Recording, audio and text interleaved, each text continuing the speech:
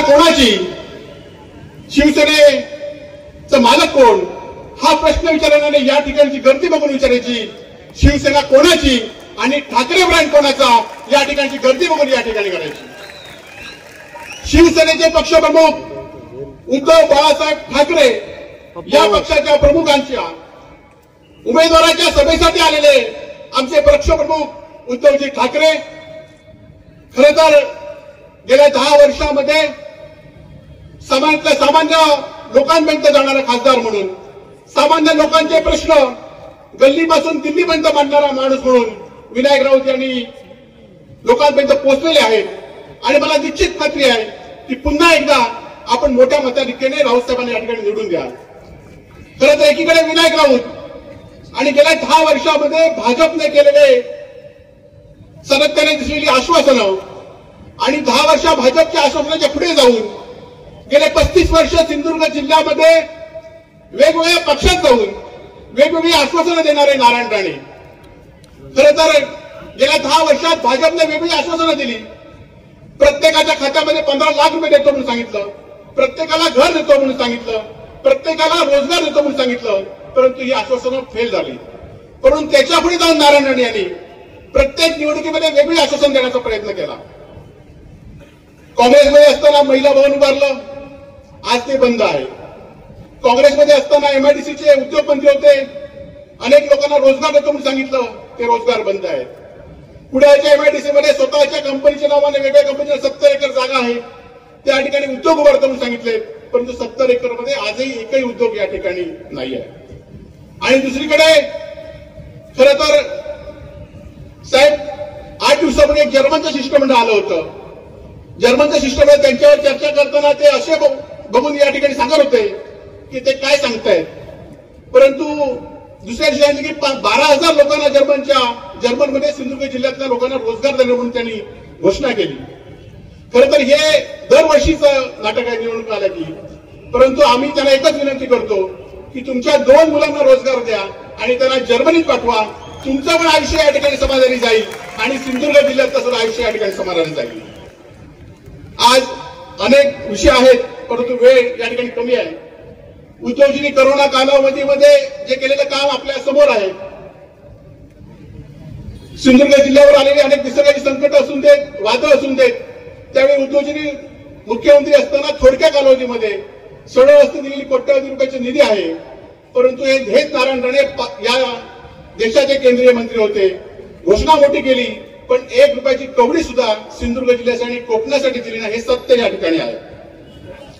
आज खरं तर नारायण राणे सातत्याने सांगत असतात, सातत्याने उद्धवजी किंवा ठाकरे कुटुंबियांवर शिवसेनेवर टीका करत असतात. परंतु राणेंचं अस्तित्व काय राहिलं आहे. खरं तर तुमचं नाव 13व्या यादीत आलं, म्हणजे शेवटचीच यादी होती. आज शिवसेनेत असताना तुम्ही पहिल्या नंबरला यादीत होतात, परंतु आज तुम्ही शेवटच्या बँचवर बसला, याची जाणीव तुम्ही या ठिकाणी ठेवा. राजापूरमध्ये सभा झाली. फडणवीसांनी सांगितलं की ह्यांना मोदींकडे बघून मत द्या. अमित शहानी सांगितलं मोदींकडे बघून ह्यांना मत द्या. म्हणजे त्यांना पण कळलंय की नारायण राणेंकडे बघून कोणी मत देणार नाही, परंतु आमच्या उमेदवार राऊत साहेबांकडे बघून आपण सगळे मत देणार आहेत, याची जाणीव आपल्याला या ठिकाणी आहे. खरं तर अनेक व्यवसाय गुजरातमध्ये झालेले आहेत. वेंगुर्ल्यातला असलेला पाणबुडी प्रकल्प सुद्धा गुजरातला नेला आणि त्यानंतर हे सगळे खरं तर या जिल्ह्यामध्ये साहेब 4 मंत्री या जिल्ह्यामध्ये आहेत. 3 माजी पालकमंत्री ते आज सरकारमध्ये मंत्री आहेत, हे केंद्रीय मंत्री आहेत. परंतु ह्यांना हा उद्योग सुद्धा थांबवता आला नाही, ही वस्तुस्थिती आहे. या जिल्ह्यामध्ये एकही रोजगार निर्माण करता आला नाही, ही वस्तुस्थिती आहे. आणि म्हणूनच एका कार्यक्रमाला हे 4ही मंत्री गेले होते. त्यातले 3 माजी पालकमंत्री होते, नारायण राणे, उदय सामंत आणि दीपक केसरकर. खरं तर त्या लोकांनी बाहेर लिहिलं होतं की नवीन पालकमंत्र्यांचं मनपूर्वक स्वागत आहे आणि 3 आधीच्या मंत्र्यांना जमलं नाही ते ह्यांनी केलं. खरं तर या 3ही मंत्री निष्क्रिय झाले, म्हणून सिंधुदुर्ग जिल्ह्यातला बाहेरचा मंत्री या जिल्ह्यामध्ये आणावा लागला. आज यांचे प्रचार प्रमुख कोण? गोव्याचे राज्याचे मुख्यमंत्री. आज यांच्या प्रचाराची जबाबदारी कोणाची? मुंबईत आलेल्या भाजपच्या कार्यकर्त्यांची. म्हणजे या जिल्ह्यामध्ये आता नारायण राणेंकडे त्यांना कळून चुकलंय की नारायण राणे या जिल्ह्यामध्ये विजय मिळू शकत नाही.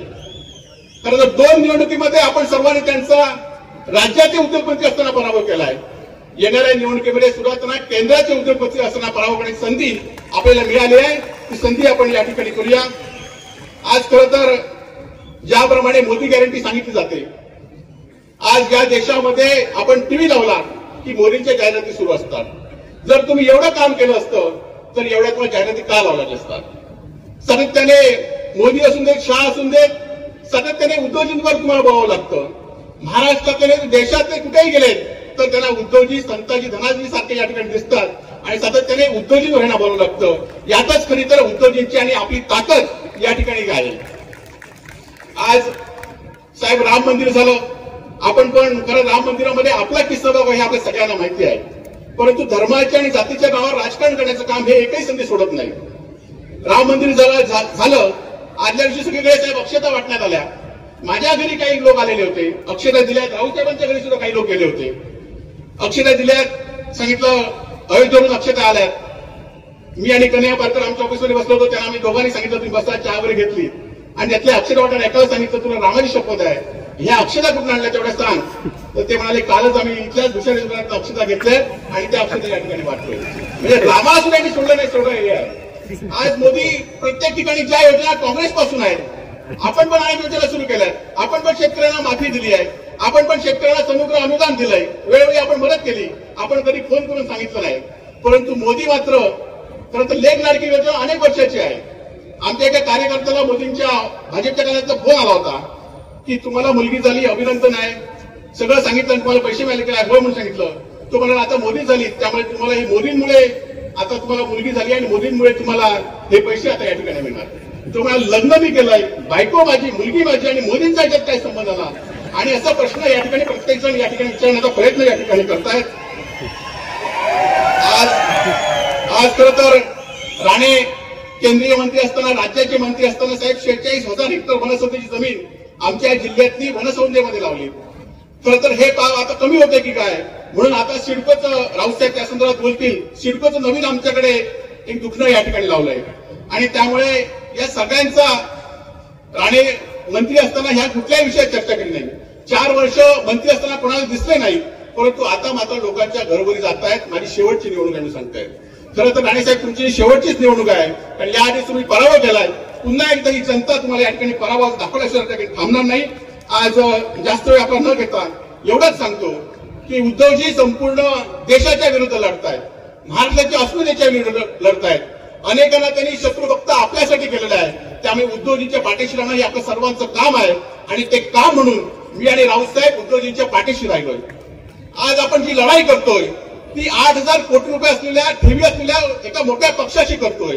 आज हजारो कोटीची त्यांची पक्षाची प्रॉपर्टीज आहे. आमच्या पार्टीचे कार्यालय सुरू आहे भाजपचं, 50 कोटीचं कार्यालय या भाजपचं या ठिकाणी सुरू आहे. आणि अशा शक्तीच्या विरोध लढताना आम्हाला पण आम्ही शोधली, परंतु आम्ही तुमच्या सारख्या सर्वसामान्य लोकांनी आम्हाला 1 रुपया न घेता निवडून दिलाय. त्यामुळे आम्ही तुमच्या पाठीशी राहण्याचं ठरवलेलं आहे. आणि खरं तर माझी तुम्हाला सगळ्यांना विनंतीच आहे की ज्याप्रमाणे उद्धवजी लढतायत, ज्याप्रमाणे राऊतसाहेब लढतायत, त्याप्रमाणे आपली पण सर्वांची जबाबदारी आहे की या आज खरं तर मोदी गॅरंटी म्हणून सांगतायत 50,000 लाख रुपये लोन मोदींच्या गॅरंटीवर कधी मिळत नाही, परंतु आज घराघरामध्ये 1,000 रुपये 2,000 रुपये वाटण्याचा प्रयत्न भाजपची मंडळी या ठिकाणी करतायत. पैसे घेऊन या ठिकाणी मत विकण्याचा या ठिकाणी प्रयत्न करतायत, मत विकत घेण्याचा प्रयत्न करतायत. परंतु एवढंच सांगतो की आपण सर्वांनीच ज्याप्रमाणे उद्धवजी लढतायत, महाराष्ट्राच्या अस्मितेसाठी लढतायत, आज गुजरातमध्ये अनेक उद्योग केले त्याच्यासाठी लढतायत, आपल्यासाठी लढतायत. त्यामुळे आपण पण आपलं एक मत उद्धवजींना यावेळी द्यायचं आहे आणि राऊत साहेबांना मोठ्या मताधिक्याने निवडून द्यायचं आहे असं आवाहन या ठिकाणी करतो आणि थांबतो. जय हिंद, जय महाराष्ट्र.